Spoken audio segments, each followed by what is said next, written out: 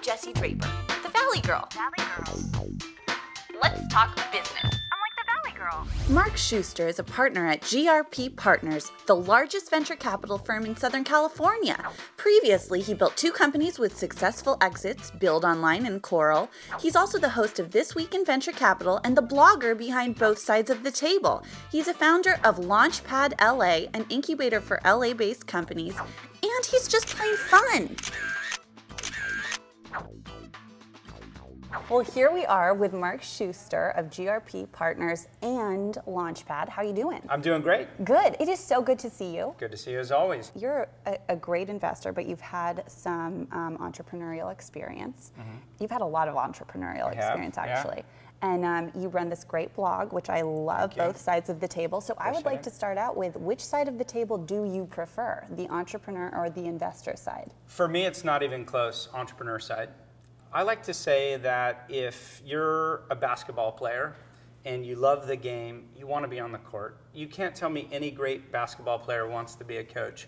But you wake up one day and you sort of realize that there's a team who's a bit younger, a bit faster, they have modern skills, they can hit the three-point shot, you can't quite hit it anymore. Do you feel like a better investor because you've been an entrepreneur? For me personally, no question, because I feel like the issues that you face as a young entrepreneur, and I don't mean in age, I mean in longevity of the company, are ones that will always resonate with me. I just want to give you one example, Jessie. It's when I was in my first company, investors would always wait until there was like 6 weeks cash left in the bank until they were willing to give me the next check. And it definitely affects your decision making. So 3 months out, you start like getting nervous and you start like not behaving like you would otherwise in the market. So I swore I was never going to do that to companies because I know what it's like to wonder if you're going to make payroll. So I try to talk to entrepreneurs very early when they have lots of runway left about dealing with the issue of, should we be raising more money? Should I be putting it? Should others? Should we be looking at acquisition? What should we do? So. That's fantastic. That is such a great, I mean, that sounds like a great investor perspective. So you get pitched all the time. I do. What really catches your attention in a pitch, would you say? So anything I tell you, which is actually true, will sound cliche, Okay. but I'm going to tell you anyways. I'm ready. Love cliches. Yeah, okay. So. I care a lot about passion. It shows, like when you're inauthentically pitching an idea, like I get a lot of people where the way I would characterize it is they read about this somewhere, they know Bitcoin is hot right now, so they're doing a Bitcoin company, and nothing in their background expresses skills or interests in currency, right? I saw a lot of young men pitching like mom sites, and it was like, oh, well, we think we could make money here, and it's just so inauthentic. I care about passion, I care about authenticity, I care about knowledge. Would you say the entrepreneur, the business model, or the product are the most important thing to you? It's a great question, and I talk about this a lot publicly. 70% entrepreneur, 70%.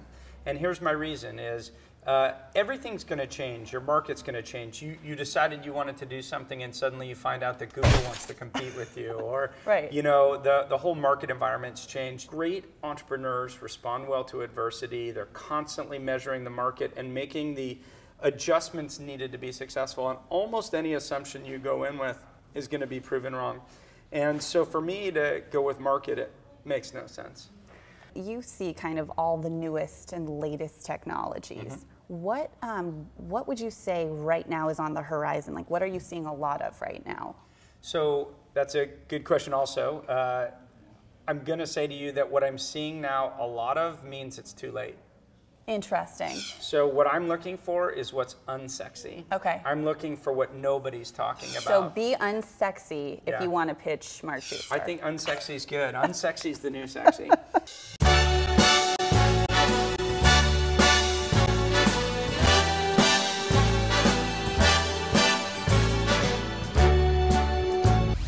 What I tell people is solve hard problems. If it's an easy problem, then there's no defensibility for other people to step into the market. So, for example, I want to give you the obvious example. Instagram.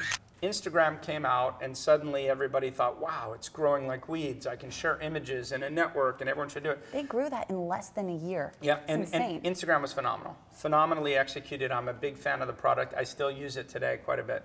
But my point is that once Instagram came out, everybody said, oh, let's do video Instagram. And I'm like, do you think that there are not 100 other companies in your city alone trying to do video Instagram? And everyone started naming themselves the video Instagram. Yeah, because everybody has the same information at the same period of time. So if you're doing, I call it derivative products.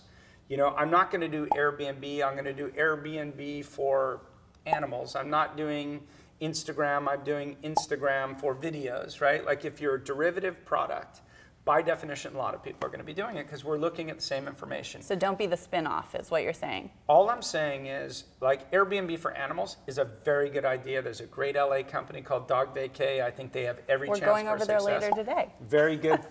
He used to work with us at GRP, Aaron Hirschhorn. I'm a very big fan. So what I said to Aaron when he came up with the idea is I said, that's actually a great idea. It actually resonates a lot with me, for the market need. Just know that it resonates with 200 other people. So if you're going to do it, you better win. Because we exist in a world in which in tech markets, it's winner take most. Right. So if you do a big idea like that, that's consumer play, you have to win.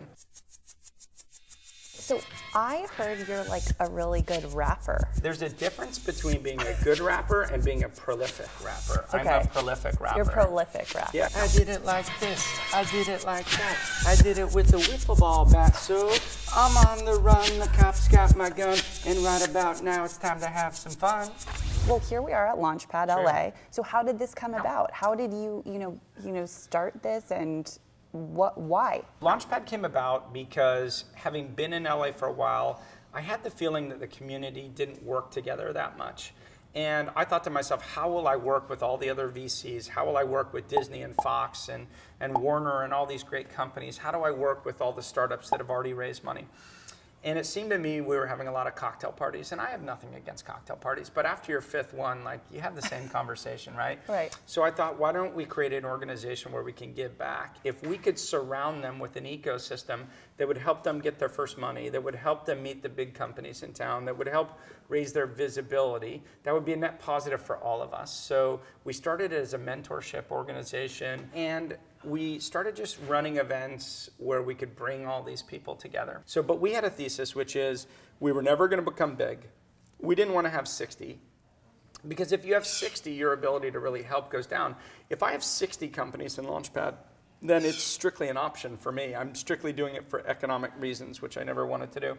And so we felt if we could control quality, we would have great results. Now, the last two classes that we funded, Launchpad 3, Launchpad 4, this is publicly available data, has the highest median funding number in the country. I heard that. Highest median funding That's number in the country. amazing. I would love for you to leave us with one piece of advice for a new up-and-coming entrepreneur, someone who just has never started a company before and would love to. Okay.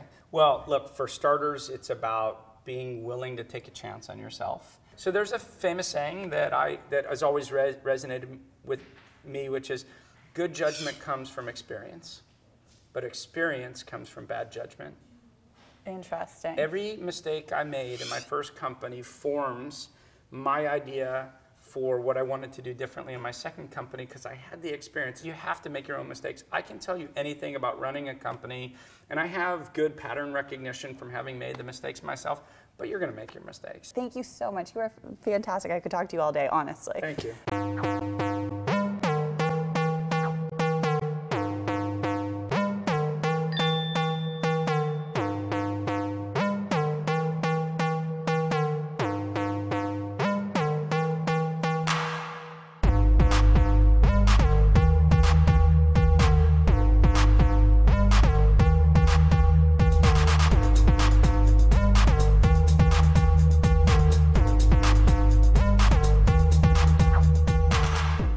I'm like the Valley Girl. And I'm like, so Mark Schuster. You so are. You so are Mark Schuster. Luckily, right? If I wasn't, I'd be in trouble. And now it's time for your Ditz moment. We need to wrap up, but I want to ask you, well, we could wrap up. We could that funky monkey. I love that song. This girl walked by, she gave me the eye, reached in the locker, grabbed a Spanish fly, put in a bottle, mixed it in the cup, went up to this girl, yo baby, what's up? That was good, that was good.